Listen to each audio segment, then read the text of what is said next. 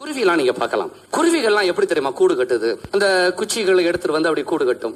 கூடு கட்டி அதை முடிக்கிற நேரத்துல மழையில் அந்த கூடு கீழே விழுந்து விட்டால் அந்த குருவி மீண்டும் அந்த கூடை எடுத்து வைத்து தொடராது, புது கூடு கட்டும்.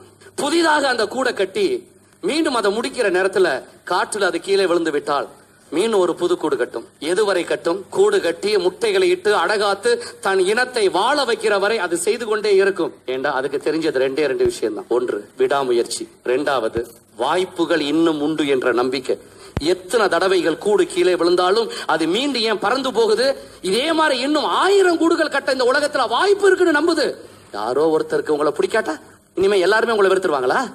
ஏதோ ஒண்ணுல தோல்வி அடைஞ்சிட்டா இனிமே நம்ம நல்லாவே இருக்க மாட்டோமா? யார் சொன்னது?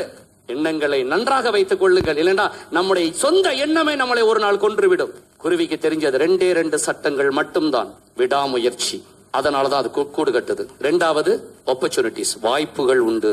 எந்த குருவியாவது 5 தடவை கூடு கட்ட முயற்சி பண்ணி 5 தடவைகளும் கூடு பாதியோடு கீழே விழுந்த உடனே இனிமே வாழ்க்கை முழுவதும் கூட கட்டக்கூடாதுன்னு நொந்து போய் நேரா கிஸ்ஸா சைவைக்கு மேல பறந்து பொத்துண்டு உளுந்து எந்த குருவியாவது தற்கொலைப்படி கிடக்குதா? யாரோ உங்களை திட்டா என்னங்க, நீங்க கெட்டவராக இருந்தாலும் உங்களை திட்டுவார்கள். அதே நேரத்தில் அவர்களை விட நீங்க சிறப்பாக இருந்தாலும் உங்களை திட்டுவார்கள். இது ஹியூமன் நேச்சர், மறந்துடாதீங்க.